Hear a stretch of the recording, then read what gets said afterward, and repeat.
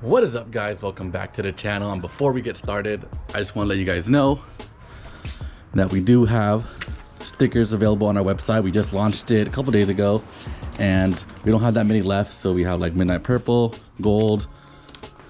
We even have large banners, but we did sell out of the purple large banners. I'll put the link in the description, so I'll put it like right here and down there. So go ahead and shop now before we sell out, because they're actually moving pretty quickly. They're more than I thought. But for today's video, we're gonna go do a recap of 2020 and kind of go through all the mods we did starting from January all the way till now, because it's nice to reflect on all the parts that we put on the car. You know, this year went by pretty quick, especially with COVID. And we kind of appreciate all the things that we've done so far and how fast we progressed. So let's get into it. All right, what is up, guys? I am back with another video and new part. So let's open that. A harness bar. So I can actually run a harness with my bucket seat.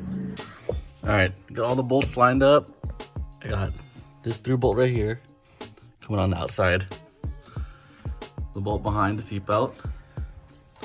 And the bottom of the seatbelt bolt. And so I think from now, just tying everything down.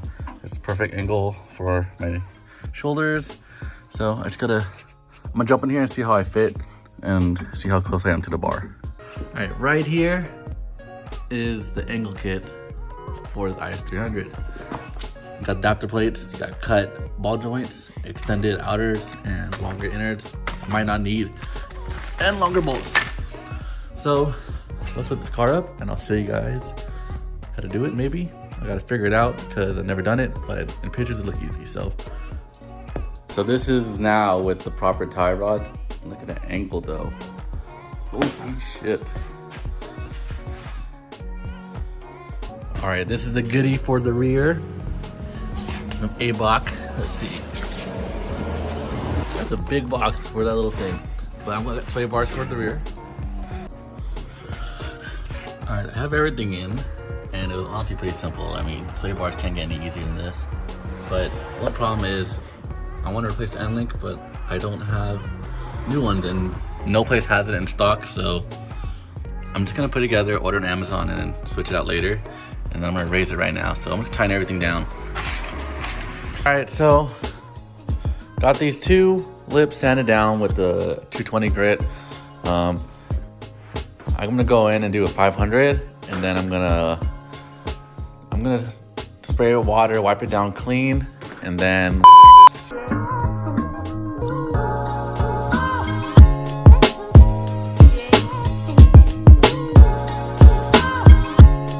there you have it. Now it's all mounted. All right, so I just picked up these IS300 taillights. We're super cheap. Just drove an hour out to pick these up, and they're LEDs. On eBay they go for like $290, $300, and I got that for under a third of the price. So first time taking off these taillights, but I don't think it should be that hard. I think it's just these two and some clips. So let's give it a try. All right, I got the lights in, and now they look pretty good. The old ones are still faded and red. I might just paint these over again just so it's, you know, shiny, kind of matches that. But overall it was pretty cheap compared to these faded ones. But yeah, and they look good. I turned on the lights, and you can see everything works. Let me double check it again. What is up, guys? Welcome back to the channel, and today we're going to be installing a Brz Frs Lsd. All right, so I got the holes all drilled out. I'll show you guys. So that's all you need to drill, just kind of like the end of it, and the bolt will just slide right in since it's tapered. And that's all you really need to do. That's like a regular dip, and I'll go back in. So let's do it. Today I finally got my rear lip, and I got my rear spoiler. So right now I'm primering the rear lip. The spoiler came primered already, so I don't need to primer it. I'm not gonna spend too much on how to paint because I'm not a professional, and there's better videos than me. So I'm primering it, and then spraying some paint and some 2K clear, and hopefully it turns out good, and then we'll get it mounted. I got everything installed. Looks pretty good. Just look at that rear end. eBay fitment, it's not bad for eBay. And the wing fits pretty damn good too. Look at that. What is up, guys? Welcome back to the channel, and today we're gonna take apart the front end of the car. So we're gonna take off all the control arms. So that's upper control arm, lower control arm, and I think control arm number 2, which is the caster arm or tension rod, whatever you guys want to call it. All right, so that one was super easy to put in. So make sure you put these 2 bolts in first before you start putting anything in, and put it in as one unit. And then you would put that one in, and that one in the back is super easy to align. So yeah, I'm just gonna tighten everything down. All right, I got everything in. I got caster arm in, new what is that? Lower control arm bushing in. I had to remove the tie rod end so I can line up the angle kit, but that really depends on your setup and if you have an angle kit. Yeah, it was really easy. So got some Super Pro bushings. As you know, I have some Super Pro bushings on the lower control arms. Yeah, both the lower control arms and a caster arm, and now it's time for the steering rack to get some bushings, and so the car feeling extra solid when I'm driving on the track. All right, so there we have it. All the poly bushings are installed, super easy. It's probably only like an hour job at most, so make sure all the bolts are tight, and then your car should feel super solid now. So yeah, hopefully you get to test drive it soon. Well, the car started up really good, but I can hear something in here. I don't know if the camera's picking the noise up. It definitely sounds like the gear broke inside. So hopefully first gear works enough just to get me into the garage. All right, so yeah, it's finally in. You can see the bell housing, I cleaned it up a little bit. You can see where I only use 1 bolt out of the 2, but it's still lined up. I had to, you know, give it a little bit push, but it still worked perfectly fine. And so the shifter lines up perfectly too. Show you guys. Shifter still lines up perfectly, so all I gotta do is tighten the bolts, and yeah, tighten the bolts and see how this car feels. Hopefully the drive shaft lines up, but we'll find shortly enough. Alright, what is up, guys? Welcome back to the channel. Today I bought these bushings from Toyota. I have no idea if it's gonna fit, but I have a lot of play in my shifter right here. Look at this. Go into gear. Let's see. Pick a gear. Look at that. There's all that play. So we're gonna try and see if this works and fixes the play. A lot of clicks. It goes into gear. Easy. Look at that. But it looks like it's not fully going to first. There we go.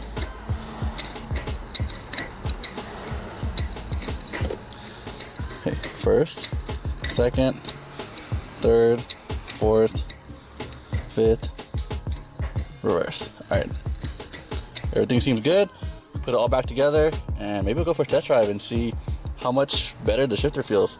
I was planning to get a short shifter, the cute speed, but I like kind of long throw. So let's go ahead and put it back together. On the install, so the plan is I want to put this one as a driver and put the old one as a passenger, because as a driver I want the fresh one. Wow, these seats bracket actually lined up really easy for first try. I didn't have to like push anything too much. Yeah, looks pretty good. So I just got to tighten the bolts down and test fit it and see how I fit in there. It clears the seatbelt just enough, so perfect. And yeah, let's tighten the bolts down. Ooh, and there you have it, finally 2 bride seats. So you passengers that are gonna ride with me, I think max waist is like 36 on this, so sorry for all my bigger people, but can't wait to get on the track and both be driving around. But today we're gonna install the racing harness on the car, and here, let me show you guys up close. So these are actually really nice quality, and they have tons of color options, so you get to see kind of up close just how they look like. I also got their gloves. Been looking for gloves for a long time. They're SFI rated, and I got their 4-point harness just because I'm running a reclinable seat, so I can't run a 5-point. But they have so many different color options, and it's probably one of like the cheaper options. So I really recommend Bridge Moto. So let's go ahead and install it. It's gonna be kind of simple. We're gonna use eye bolts, but for now we're gonna do the easiest part, which is wrap it through the harness bar. I just can't get over the yellow and how much it pops. It just looks really good.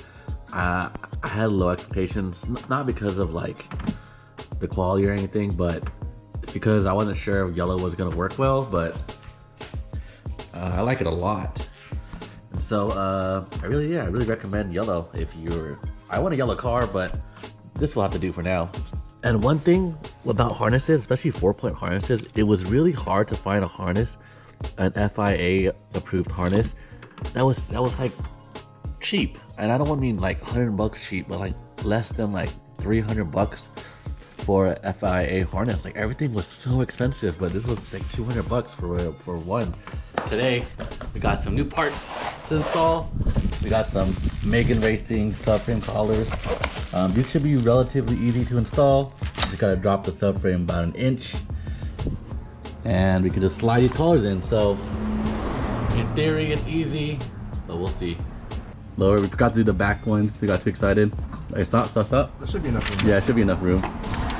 The top on the back is the same as, or the top on the front is the same as the top on the back. Flat part on top. Oh my god. Shit, okay. This is kind of tight, bud. My side has room. I just can't see. Yeah, I got it. You got it? Yeah, I just can't. I have to line it up. All right, so actually you do put the bottom bushing, you put it in under the collar right there, so that way it compresses, because if you don't, it's not gonna sit flush against the collar. So make sure you put the bushing under. All right, we got all the collars in, we're all tightened down. The only thing we need to do is put these shocks back in. So you can lift up the spindle so I can line the holes. Yesterday I painted the wing. All right, I put the wing on, I didn't paint the wing, but you can see it is like a gray color. It's not primer, and I wasn't planning on painting it anytime soon because I wasn't gonna drive anytime soon. And then somehow someone convinced me to go to Good Luck League, and I'm not gonna go to Good Luck League looking like that.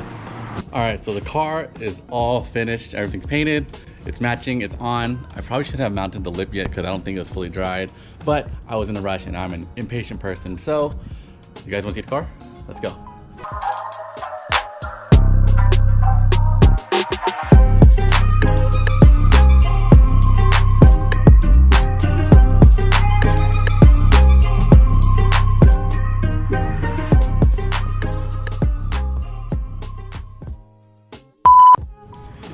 All right.